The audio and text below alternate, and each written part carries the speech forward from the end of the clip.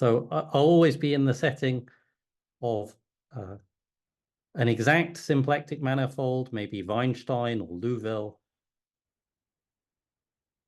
And I'll be interested in compact exact Lagrangians.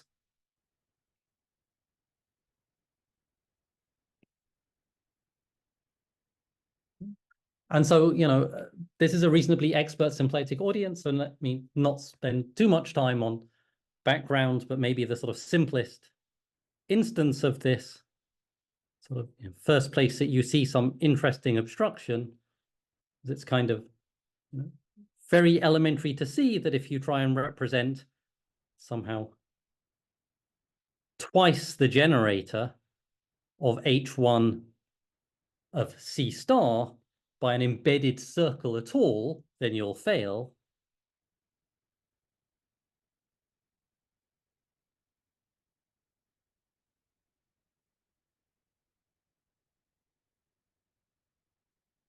But if we just move to, you know, the product of T star S1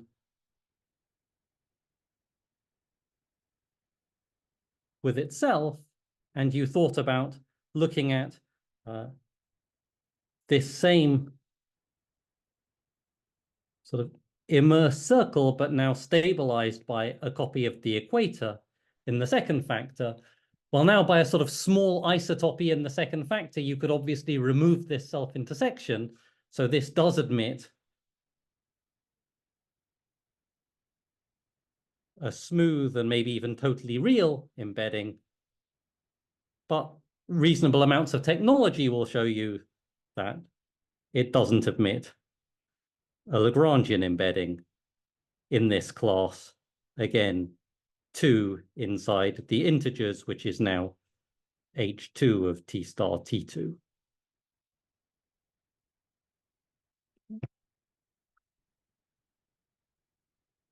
So, and you know, there's a panorama of results, and quite a lot of the results in this area are obtained in a sort of two-step process. So sort of one strategy of attack on this kind of question is to say first that show an L and K, some 2 Lagrangian submanifolds, are indistinguishable to the point of view of Floer theory. And then infer that L equals K in the homology of X. Okay, and this might be with sort of Z mod 2 or maybe Z coefficients, depending on exactly the sort of situation that you're in and how much you've assumed about your Lagrangians. So in this second case, you'd need to know that L and K, for instance, are spin to have defined Floer theory over the integers for L and K. And what does this phrase indistinguishable to Floer theory mean? So we want to know that there are elements alpha in CFLK and beta in CFKL, such that the products alpha times beta is the identity of K and beta times alpha is the identity of L. So this would enable you to show, for instance, that their L is equivalent to K in the Fukaya category of X. And how do you use this sort of input information? So you sort of study a moduli space of strips between L and K with kind of one boundary, with 2 boundary mark points that are inputs at which you put your cochains alpha and beta, and a variable marked point on an interval running between the 2 boundary components of L and K, some space of strips. And how would you expect this to degenerate? Well, there's a degeneration where this marked point goes to one end, in which case you would expect to see a bubble form on K. And there's a different degeneration where the marked point goes to the other end. So we had this variable marked point that was moving in my moduli space with a parameter. And there you'd get a bubble on the other Lagrangian L. But if L and K are exact, then these holomorphic disk bubbles are just constants. So the bubbles sort of sweep K respectively L. Okay? And the Floer theoretic input that alpha times beta is the identity of K and beta times alpha is the identity of L is saying that algebraically they sweep the fundamental classes of K and L ones.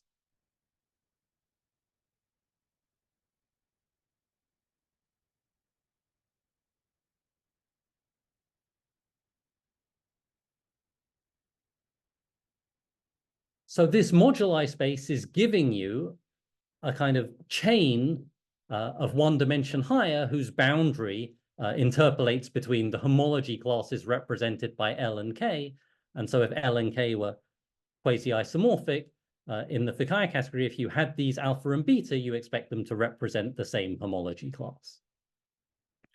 Of course, this is only a sketch argument. I mean, for one thing, alpha and beta are not single intersection points. They're tuples of intersection points. So there are lots of these moduli spaces.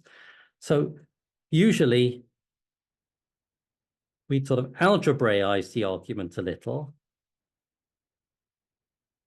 And, you know, we'd maybe write down something like the following. We'd think about the Floer chains on L and K plus the Floer chains on K and L, and the Floer chains on the Lagrangians themselves, and just the homology of our ambient manifold X. And there's a kind of open-closed map which sends, you know, the identity of L or the identity of K to their fundamental classes by exactness. But we're assuming that there's also this element, I can't remember if it was alpha, beta, or beta alpha, but maybe alpha comma beta, which by the sort of product map that multiplies two classes in either one order or the other, up to a little sign, gets sent to this pair, the identity comma minus the identity. And so, you know, what we're seeing here is kind of the first two terms in some sort of Hochschild complex. And the open-close map is really defining a map from the mapping cone of this little piece to the homology of X. But the key point is that this class that we're trying to understand, the difference in the homology classes, well, that's the image under the open-closed of something that's actually in the boundary within the Hochschild complex.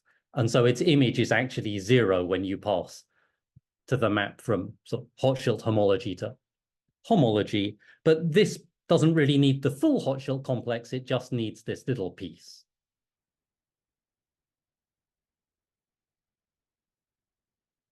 Okay, so with that kind of background, maybe I'll just make one extra tiny remark that let's remember that for any Lagrangian, the complexified tangent bundle is just the tangent bundle of X on L. So the Pontryagin numbers of L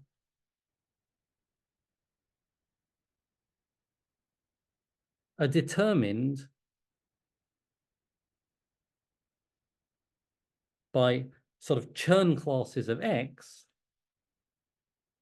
and the homology class represented by L, at least assuming that L's oriented so that it's defined an integral homology class.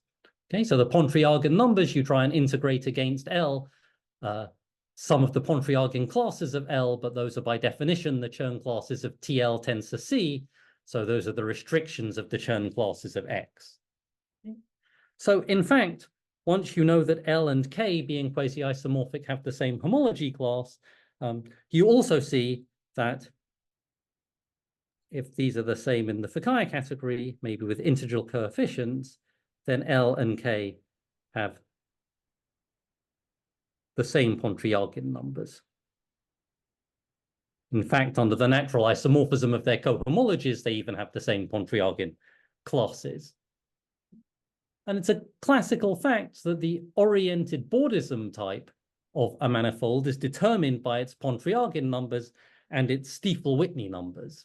I don't know any correspondingly kind of quick way to access Stiefel-Whitney numbers, but it kind of motivates the question. Ivan, before your question, just a quick thing. So I think there's a question in the chat by Danny, with a quick question. I can read it to you if you wish, but it said in Hochschild, the leftmost piece will be a tensor product rather than a direct sum. Just yes, excellent.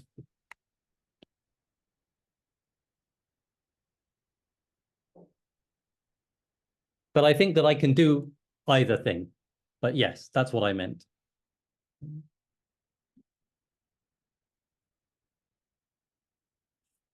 Thanks.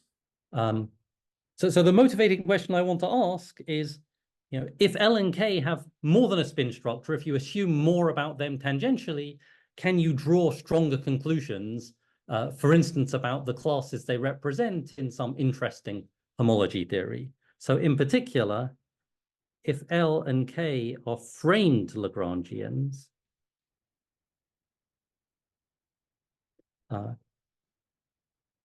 can we sometimes infer, constraints on the difference of their fundamental classes in the n-dimensional framed Bordism of our ambient symplectic manifold X? And the sort of previous discussion is meant to suggest a natural strategy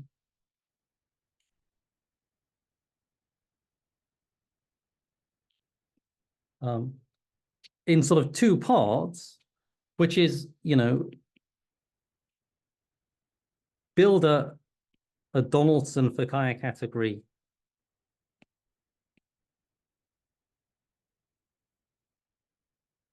over some generalized homology E, e.g. the sphere spectrum,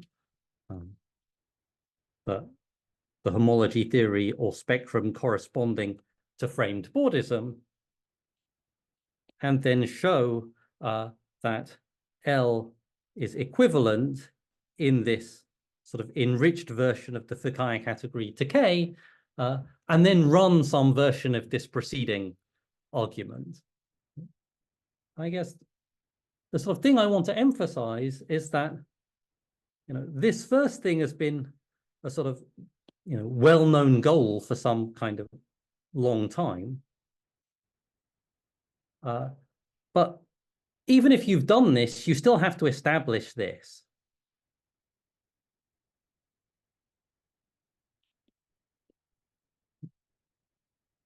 So, there's been a lot of progress in Floer homotopy theory recently, obviously spearheaded by the amazing work going on thanks to Abizide and Blumberg.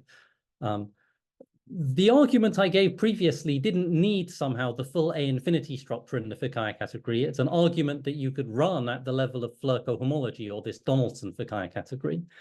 So the point of the talk is to sort of explain a little bit about one setting in which one can get far enough to run this strategy and at least draw some concrete conclusions. And the setting's very much inspired by the work of Abizide and Blumberg. It's lower tech. We don't try and do nearly as much. On the other hand, we're sort of in this lower tech world able to reach applications at the moment which is, I think, just sort of reassuring for the health of the subject. So the setting is the following. So I'll assume that Tx is stably trivial as a complex vector bundle. And then an exact Lagrangian, well, I mean, any Lagrangian, but in particular, an exact Lagrangian, has a kind of stable Gauss map, which lands in U mod O. So in general, for a Lagrangian, you can associate its tangent space. That's a point in a Lagrangian Grassmann bundle over X with fiber UN mod ON. But if Tx was trivial or even stably trivial, then after increasing N, I might as well view the stable Gauss map as just living in a fixed copy of U mod O. And we'll be interested in spectral Lagrangian branes, which are ones where this stable Gauss map is null homotopic.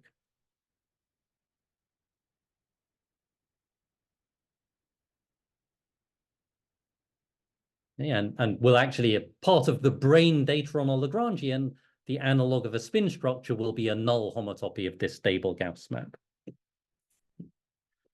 And then somehow two theorems, one of which is kind of, you know, an existence statement for a structure, and the other one is a claim that it's useful.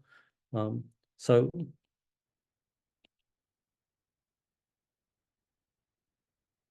the first one is just somehow part one above. There's a unicel associative category, which we call f of xs. But this, I want to emphasize, it's a kind of Donaldson Fukaya category level object.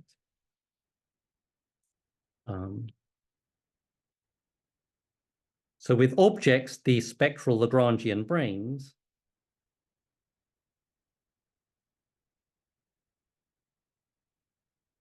that's something satisfying the previous definition, and morphism groups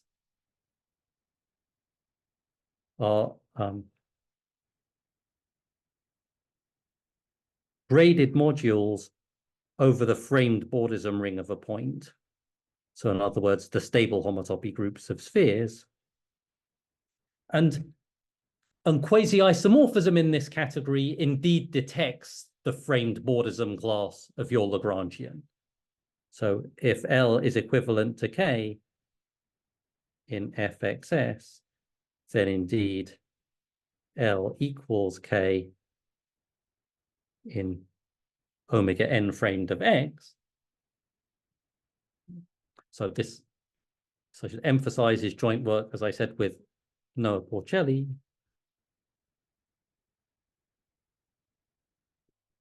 Okay. But then the sort of theorem corresponding to point 2 in our sort of two-step construction, this is a thing where you have to try and deduce something by actually knowing that you can sometimes detect quasi-isomorphism in this, is the following. So in this setting, let's suppose L and K are Lagrangian integral homology spheres.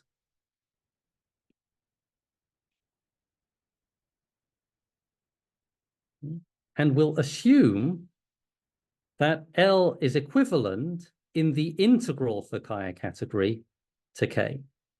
So this is the thing that we have some technology to establish historically. Okay? And we won't quite conclude the input to the last line of the previous theorem, but we'll conclude something a little bit weaker, and I'll explain later how this comes about. But a topological consequence is that these two classes agree in the quotient of omega n framed x by omega n minus 1 framed x times omega 1 framed of a point. Okay? So the framed Bordism groups of x are obviously a module over the framed Bordism groups of a point. And omega 1 framed of a point, this is just Z mod 2 generated by the kind of classical Hopf map. Usually the class is called eta. In particular, this is enough to deduce that L and K agree up to 2 torsion.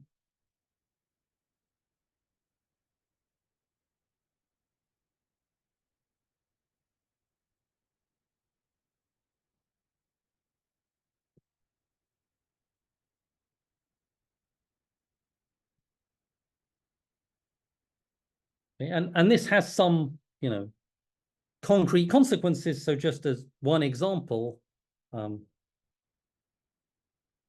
you can use this to show that the exotic 8 sphere, there's just one, there is an interesting exotic 8 sphere, and this doesn't admit a Lagrangian embedding into the 8-dimensional A2 plumbing. So the thing you get by plumbing 2 copies of the cotangent bundle of S8. I just draw attention to this particular example because it's a constraint on the smooth structure of a Lagrangian in something that's not a cotangent bundle. And typically we've had very few of those because most of our technology has come from special geometry associated to, for instance, generating function methods in cotangent bundles.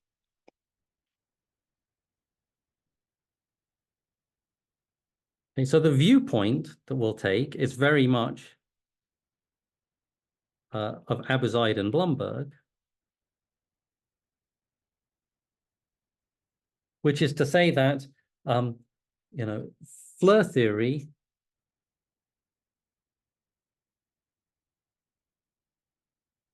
associates to a pair of Lagrangians, L and K, a flow category, sort of MLK, and will study flow modules over this.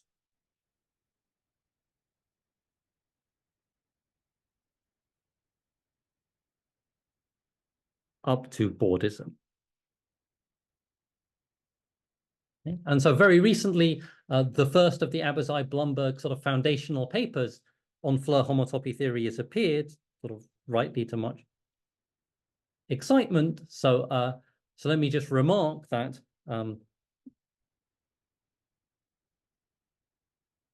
Abauzide and Blumberg construct a kind of stable infinity 1 category of flow categories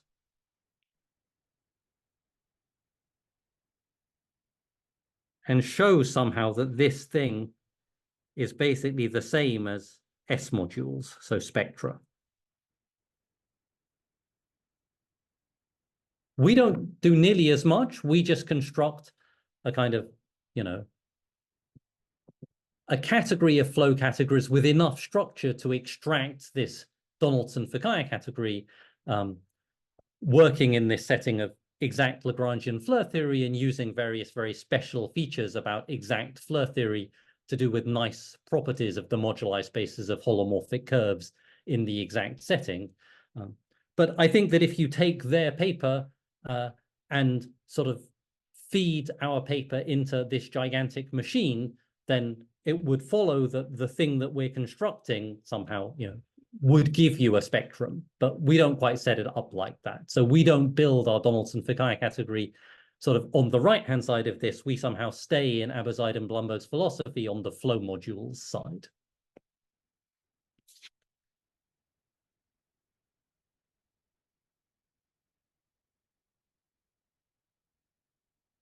Okay, so let's sort of recall that, so MLK, this flow category, has objects. I'll assume that my Lagrangians meet transversely, so they're the finite set of intersection points. I'm always working in a graded setting, so there's a grading from the objects to the integers, and the morphisms in this flow category from X to Y, sort of MLK XY, is an x minus y minus 1 dimensional manifold with corners.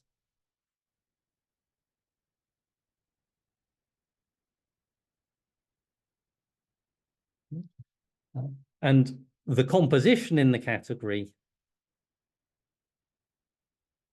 which is some map mxy times myz to mxz, sort of corresponding geometrically to gluing of strips or breaking of strips, is the inclusion of a codimension 1 boundary facet.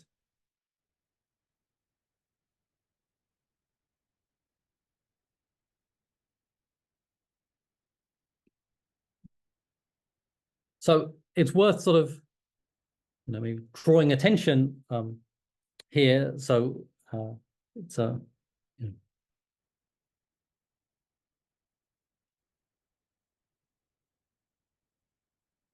so we use, following work of Fukaya, Ota, and Ono,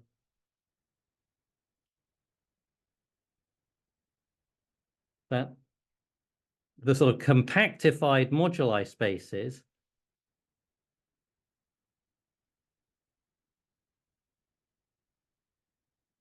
are smooth manifolds with corners.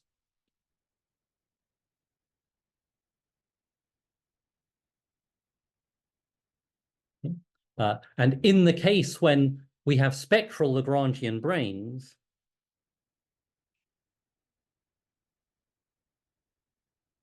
that's to say we have these framings of the Lagrangians compatible with an ambient stable framing of the manifold, then the MXY admit framings compatibly with breaking.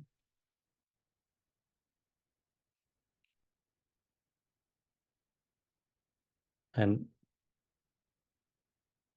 this is something that was discussed in the MIT thesis of Tim Large. We discussed some of his work in our paper. So there's a significant piece of analysis behind this. So the fact that you can make these things smooth manifolds with corners depends on sort of exponential decay estimates for derivatives of the vector fields that you write a glued solution as in the pre-gluing and gluing construction of gluing. These exponential decay estimates in the gluing parameter that were written up in great detail by Fukaya et al. Once you have this analytic input, constructing a kind of smooth atlas is not so difficult, but there is some big piece of analysis there. Kind of in other world with a different hat on, I spent quite a lot of time trying to get around needing smooth structures on moduli spaces of closed holomorphic curves via kind of appeals to abstract smoothing theory in joint work with Mohammed and Mark McLean. There would probably be a landscape in which one could also do that here, but we work in the smooth setting. So maybe the key sort of first definition due to Abuzaid and Blumberg is this idea of a flow module. So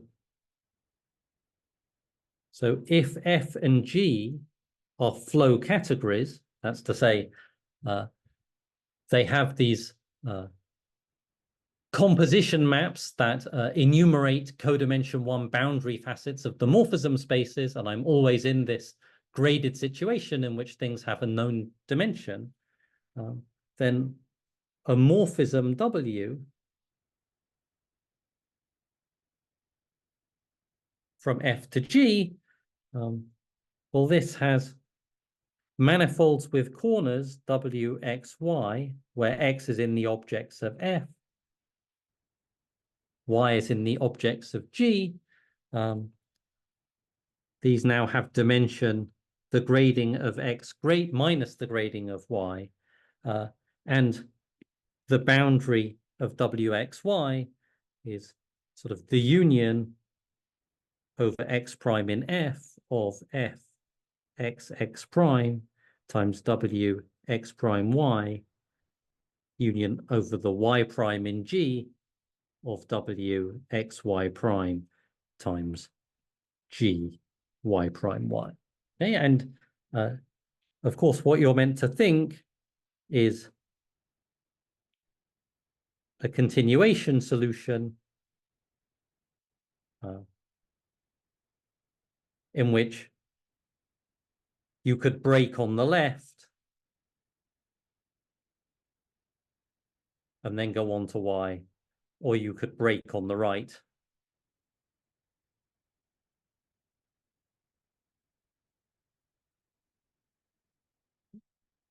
So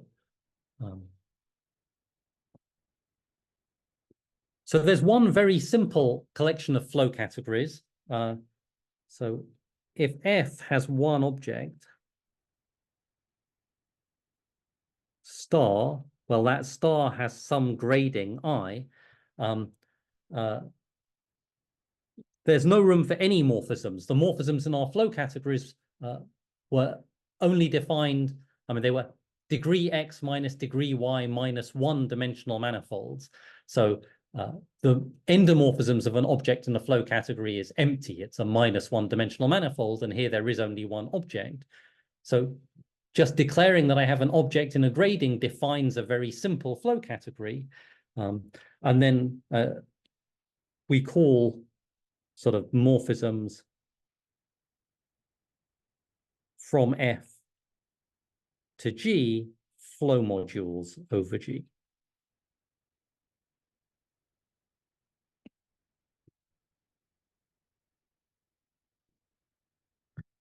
Okay, and so importantly, there's a kind of composition, which for reasons of time I won't describe. So if you have three flow categories, F, G, and H, and you have morphisms W and V, then you can construct sort of something called V composed W, which is a morphism from F to H. And there's a notion of Bordism of morphisms.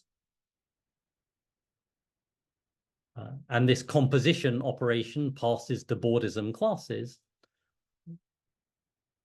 And one piece of structure that I mentioned before is quite visible. There's a kind of action of, say, the framed Bordisms of a point on morphisms, because if I give you a collection of manifolds WXY, I could just replace all the WXY by their product with some fixed manifold N.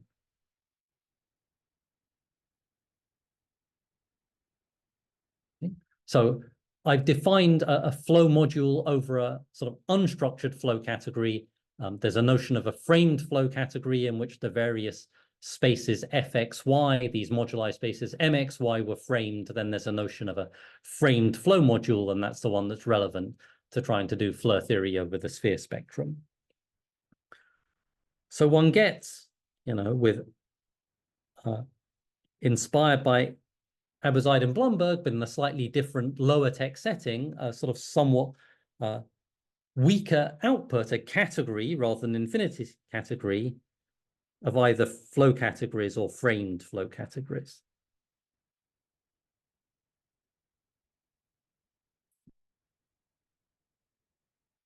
Okay, and so then in this language, this sort of version of the Donaldson-Fukaya category, well, we define the sort of I-degree cochains between a pair of spectral branes to be, well, we take this very simple flow category with one object in degree I, and we look at Bordism classes of framed flow modules. So we're working in flow frame, and this square brackets notation means that we're looking at Bordism classes of framed flow modules.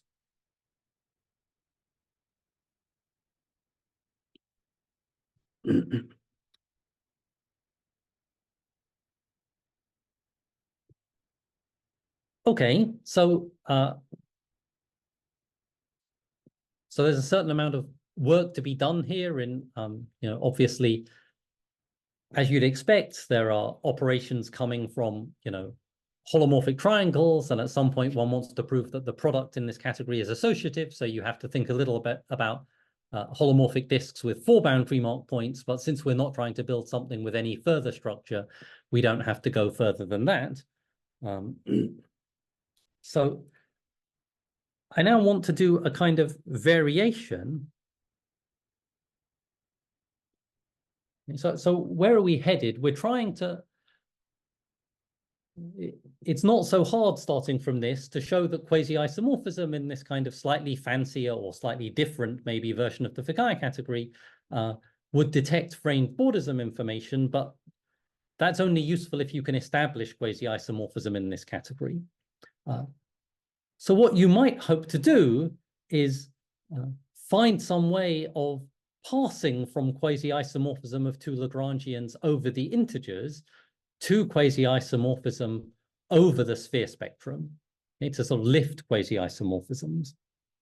And obviously, as a first step for doing that, you want to think about how exactly usual Floer theory over the integers relates to the Floer theory in terms of these flow categories and Bordisms of flow modules. Okay? And it's helpful to make the sort of following definition. So if F and G are flow categories,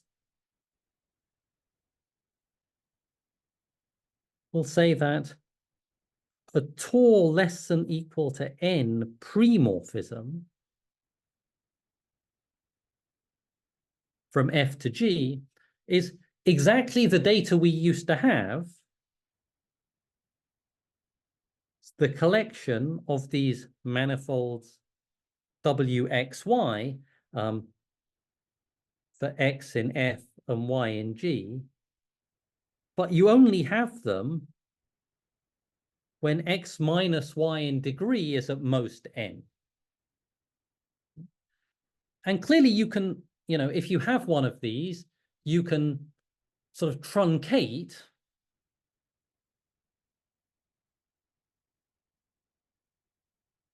a tau less than or equal to N premorphism to a tau less than or equal to M premorphism if M is less than N. And then we'll say that a tau less than or equal to N morphism is a tau less than or equal to N premorphism, which is the truncation of something.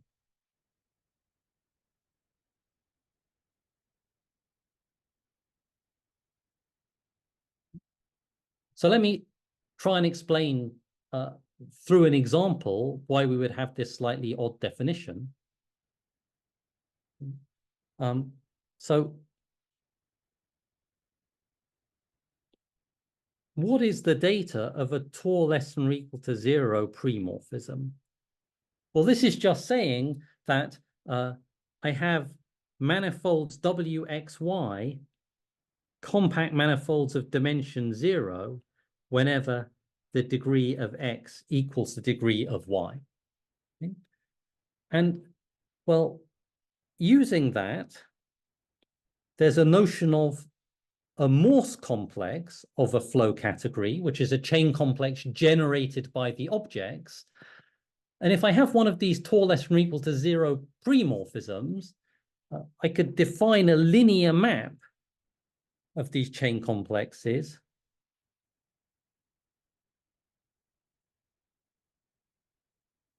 by just counting the number of points, maybe with signs, of these spaces W, X, Y. But if this is a tau less than or equal to 0 morphism, then one checks that this is a chain map.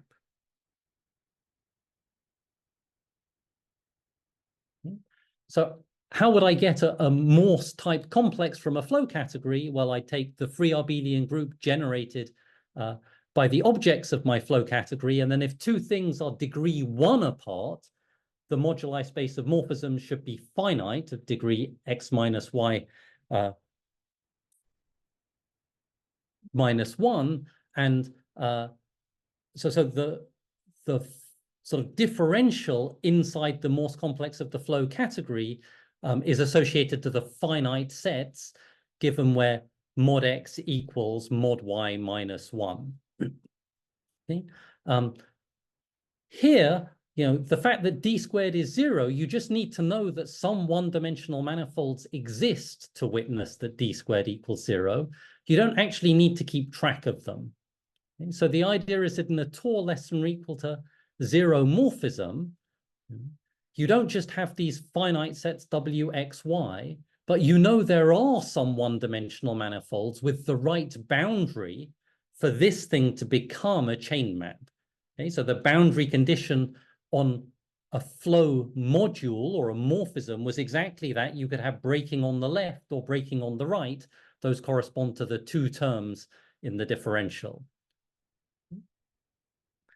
Okay, so the upshot of this is that for any k, just by only remembering the moduli spaces up to some dimension k, and then something about the existence of moduli spaces in dimension k plus 1, there is a category sort of Tor less than or equal to k of flow. So the objects are flow categories, but the morphisms are now Bordism classes of Tor less than or equal to k morphisms. Okay. And similarly, there's a framed version. And Tor less than or equal to 0 flow, framed, just recalls chain level information. Chain level in the sense of as in a chain complex. So Tor less than or equal to 0 of this Donaldson type Fukaya category, fxs, this is exactly fxz.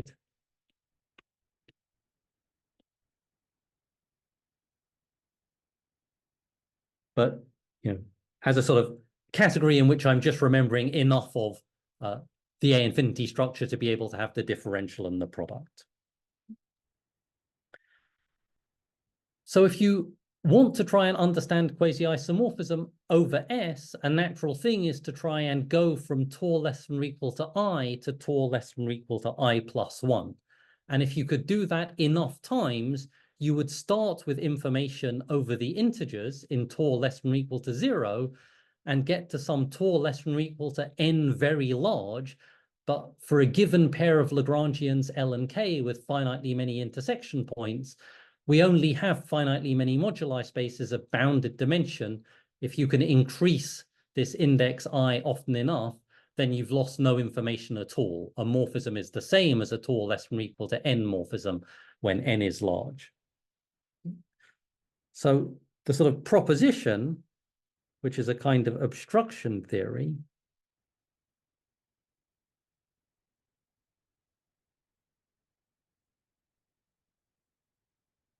says that if we're in this setting in which we started not just with a general morphism of flow categories, but a flow module, so a morphism from the one object flow category, but actually it was just a Tor less than or equal to k morphism, then it comes as the truncation of a Tor less than or equal to k plus 1 morphism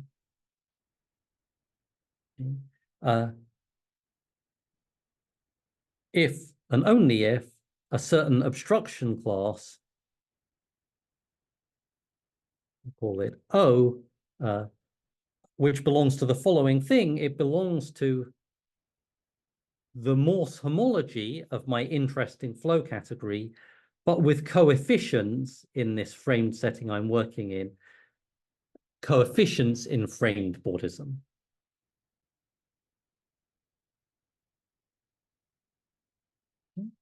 So you can lift your Tor less than or equal to 0 morphism to a Tor less than or equal to 1 morphism if some class in HM, I minus 2 of the flow category with coefficients in omega framed vanishes. And then you can try and keep going sort of inductive level by inductive level up the tower of these indices. And this is formally analogous to a kind of obstruction theory that's so well known and studied in the context of, say, the category of modules over a differential graded algebra or something. Okay, so now let me go back to the setting of the second theorem that I stated, which was something about Lagrangian homology spheres. Okay, so suppose L and K are integer homology spheres. Okay, and suppose we know that L is quasi-isomorphic to K in integral Floer theory. Okay, so these are not just Lagrangian homology spheres, of course, but we're also assuming that they're these spectral branes, so they have framings. They define objects of this Donaldson-Figure category in some stably framed X. So we have sort of these Floer cochains, alpha in CFLK and beta in CFKL over Z. Okay, and we want to lift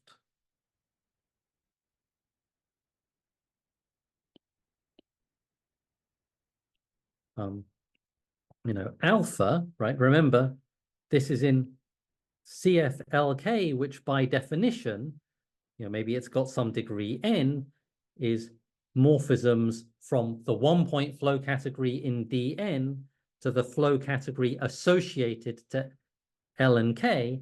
But now we're working over the integers, so we're working in this, language of truncated framed flow categories. And we want to lift alpha to a tau less than or equal to 1 morphism. Well, there's an obstruction in HM n-2 of MLK with coefficients in omega 1 framed. But, ignoring the coefficients for a moment, L and K are quasi-isomorphic over Z. So, the Morse complex of the flow category, that's meant to be recovering ordinary Floer cohomology. And L and K are quasi-isomorphic, so the Floer cohomology is just the cohomology of the sphere. And the cohomology of the n sphere is 0 in degree n-2. So this just vanishes for degree reasons.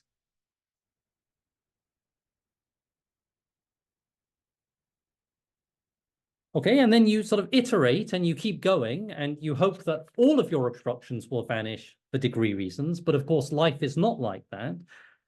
So you get as far as an actual obstruction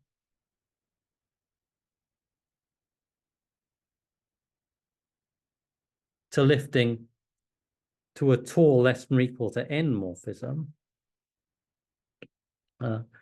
which lives in HM0 of this flow category with coefficients in omega n-1 framed. Okay. I think here it's helpful. This looks very, very abstract, but this is an obstruction that, some of us had seen before. So let me start with the cotangent bundle of Sn.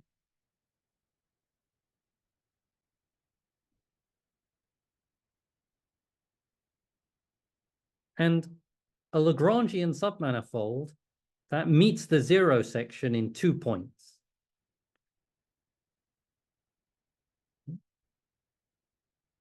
So I'll take L to be the 0 section and K to be this interesting Lagrangian, which I'm assuming just intersects the 0 section in 2 points. So then the flow category MLK has just one interesting moduli space. It has a moduli space MPQ of dimension n-1. So this is a framed n-1 manifold. And if we were trying to think about somehow the Floer complex of L and K over the integers, we'd say it's generated by 2 copies of Z corresponding to these points P and Q, and the differential would just vanish for degree reasons. But sort of in an informal notation, the Floer complex of L and K over the sphere spectrum looks like 2 copies of S. Maybe one has a shift by N, and there's one differential theta, and theta is the class of this MPQ, right? In omega n minus 1 frame, which, remember, is the same as the homotopy groups of the sphere spectrum. So, of course, if I take an L and L, you'd imagine computing with a small Hamiltonian displacement of L, then what would you actually get as this moduli space? You'd just get a kind of copy of Sn-1 parameterizing the Morse flow lines between the 2 critical points at the north and south pole of a Morse function with 2 critical points on the sphere. And that would be 0 in framed Bordism.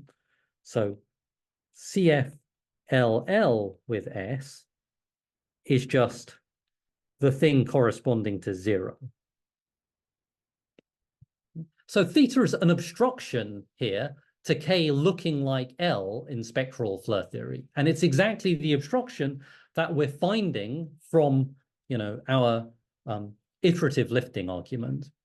And, this case of Lagrangians in the cotangent bundle of Sn is something that's been studied before. And there are various techniques of originally Abu Zaid and then developed a little bit by myself and Tobias Ekholm, in which one can sometimes pin down the smooth structure on a Lagrangian in T star Sn, at least up to some ambiguity.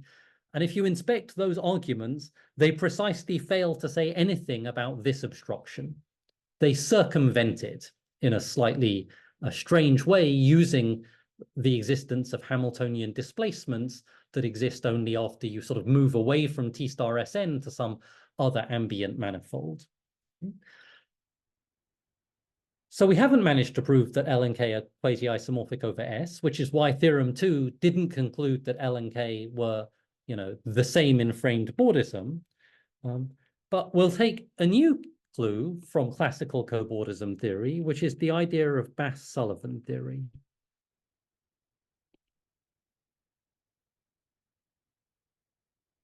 Okay, so this is the theory of Bordism of manifolds with singularities.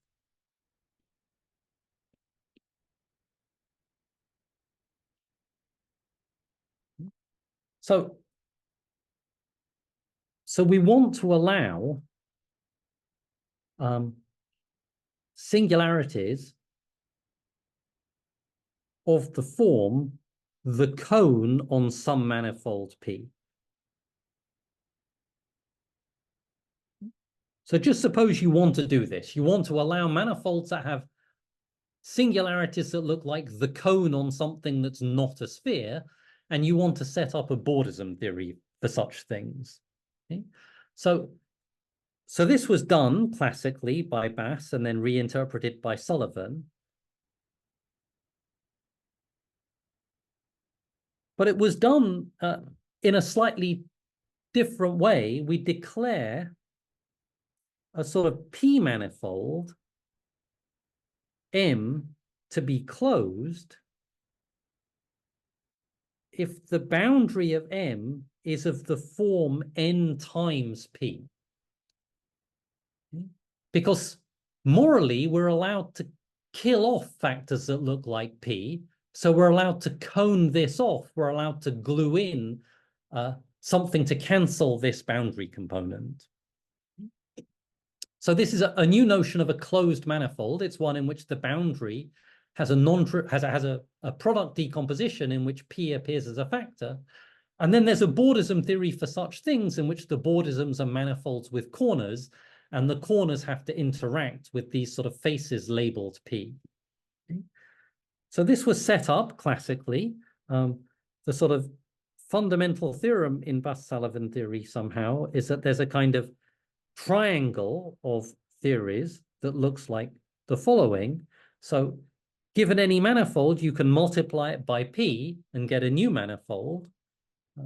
There's a kind of inclusion of manifolds into manifolds with these sort of P singularities. Okay? And this arrow, the sort of dotted arrow, well, if I took a closed manifold with P singularities, it could have a boundary like this. And this is the thing that would send M to N. It would factor out the boundary part. Okay? And if you think about the way the degrees work in this triangle, then you'll see that somehow this looks a little bit like a triangle of homology theories. So this is built on manifolds with boundary and manifolds with corners, and flow categories and flow modules are built on manifolds with boundary and manifolds with corners. So one can develop a theory of flow modules with Bass-Sullivan singularities.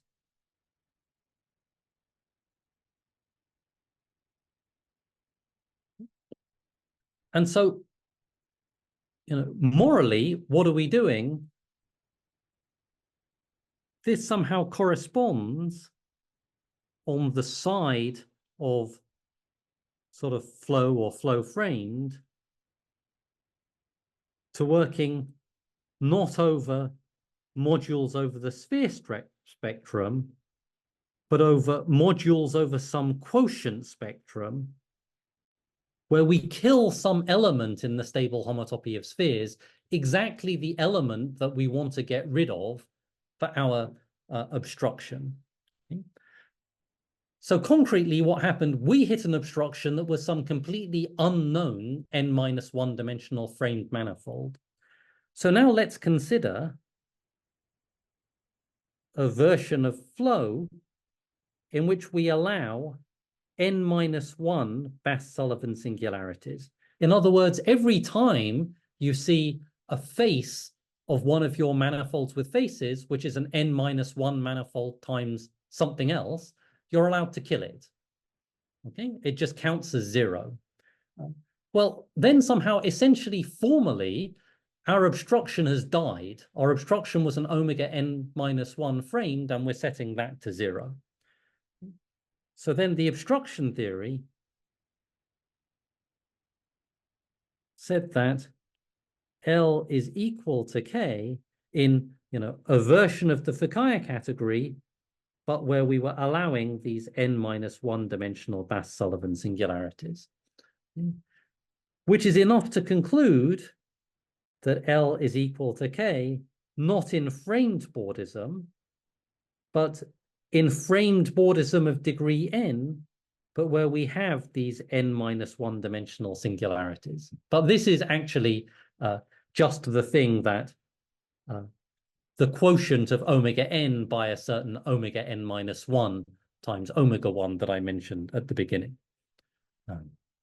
So the conclusion is that we couldn't quite lift an integral equivalence to an equivalence over S. The fact that we were able to do anything at all relied on working with integral homology spheres so that all but one of our obstructions vanished for degree reasons. But it was possible to extract kind of some concrete information, which was our goal. Okay, I'm out of time. Thank you for your attention. Thank you. Let's thank Ivan for this talk.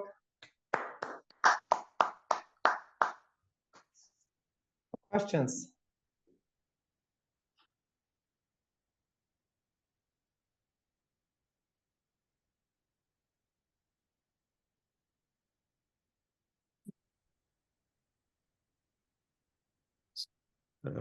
Ivan, could you please say again what were the tau? There was a tau with some indices, so tau less or equal than 0 and some. So yeah, could you please so you're just to first approximation, you're just ignoring all the manifolds of dimension bigger than K. Okay.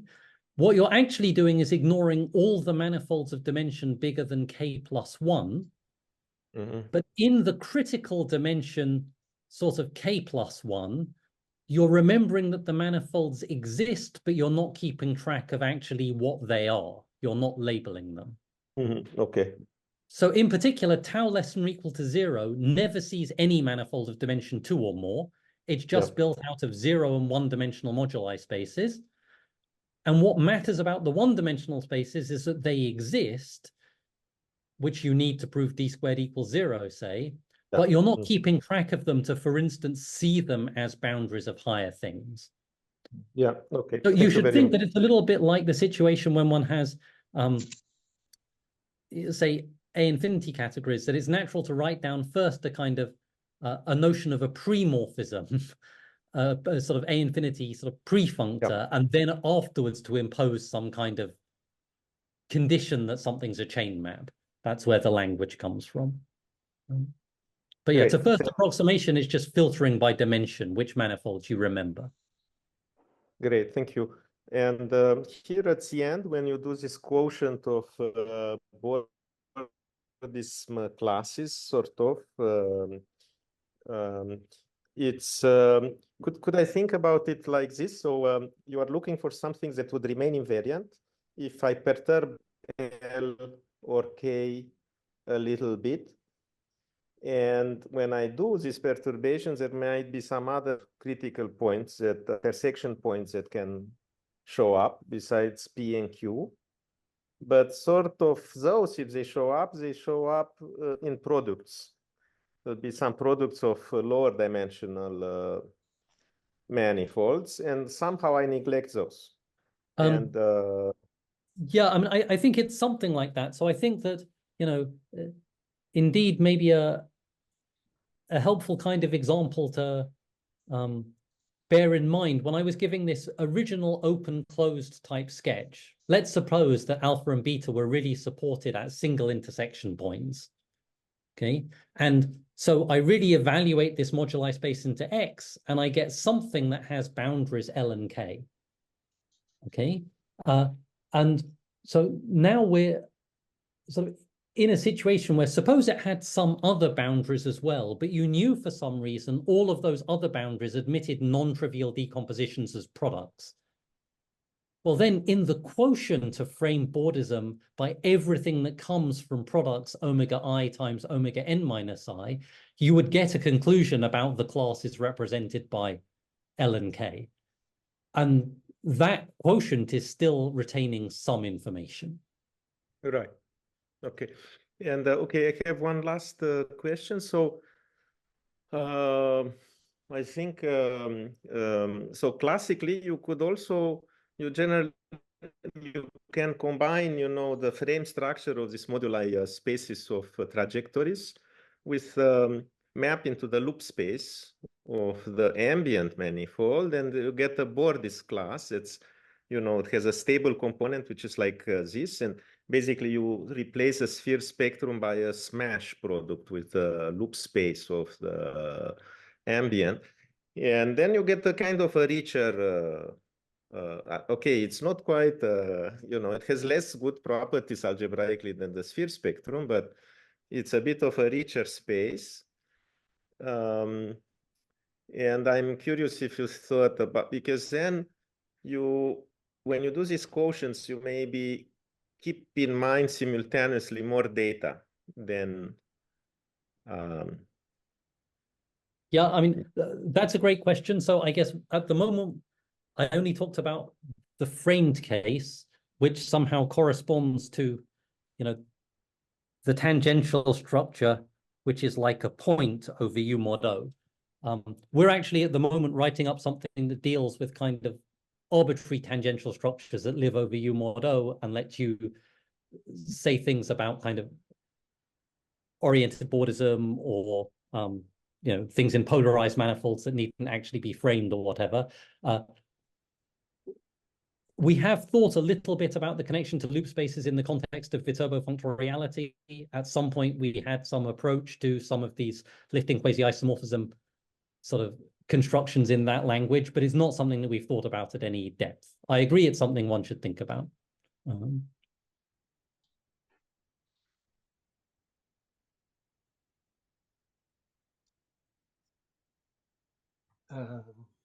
Yeah, sorry, I had a technical question. Maybe I missed something, but I had the impression that if you have just a gradient flow on, can you hear me?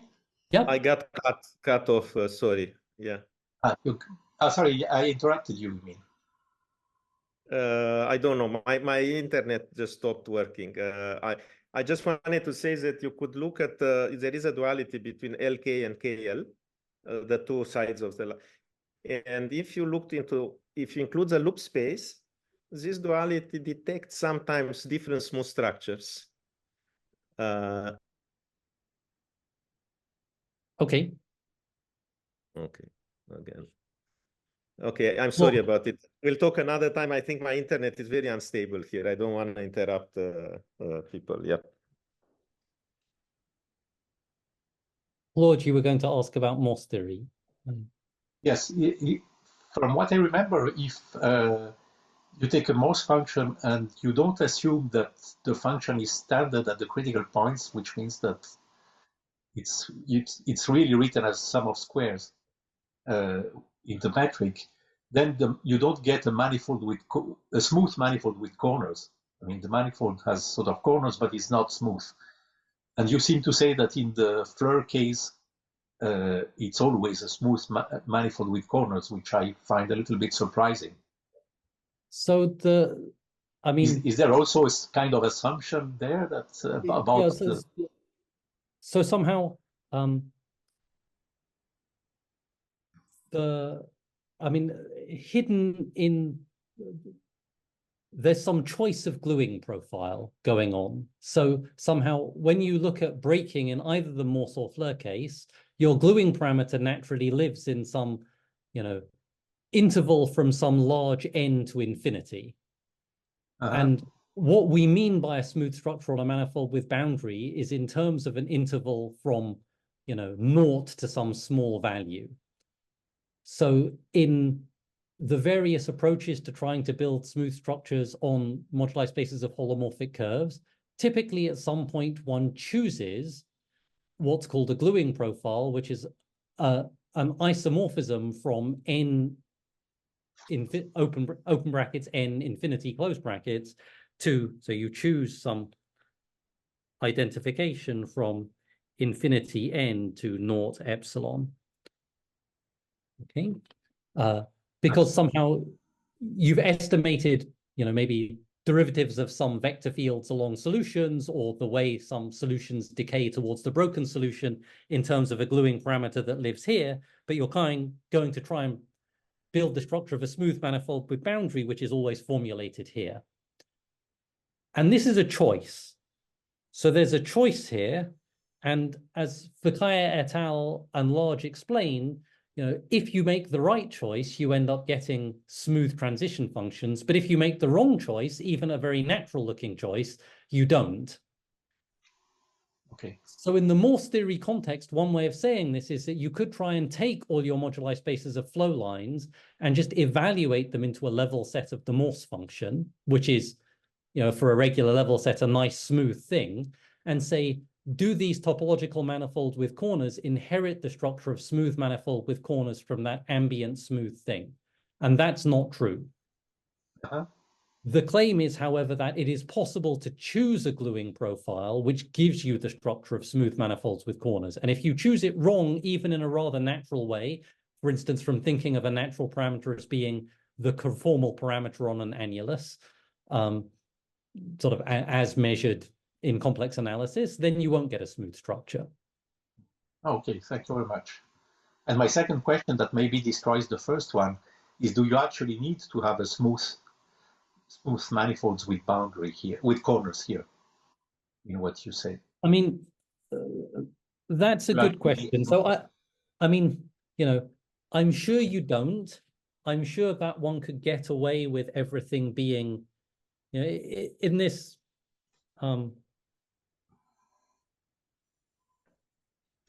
in this other setup towards holomorphic curve theory via global charts that Mark Mohammed and I have thought about a fair amount. The natural structure you see is that there's some smooth space of domains, and your space of maybe perturbed Cauchy-Riemann solutions is a topological manifold, which admits a map down to that, and the fibers are naturally smooth because they correspond to maps from a fixed conformal structure. So now in that setting, one can appeal to general smoothing theory. So there are general results saying that a topological manifold in which the tangent microbundle admits a vector bundle lift is smoothable. And here you see that there's a natural vertical tangent bundle because the fibers of this map were smooth, but there's also a natural base direction tangent bundle because the space of domains is smooth. So there's a candidate for a tangent microbundle. Okay. And so we've developed Gromov-Witten theory from that point of view, not assuming any smoothness on moduli spaces, and you can do everything you want to. I'm sure that Mohammed and Andrew and, you know, in due course, maybe Mark and I will be involved. We are writing a paper about Lagrangian Floer theory that does not involve making any smoothness assumptions. At a technical level, you know, it was much easier to have smooth manifolds with corners everywhere, just to write down the building of this flow. But you know, I don't think it's actually essential. Okay, thank you very much. Thank you.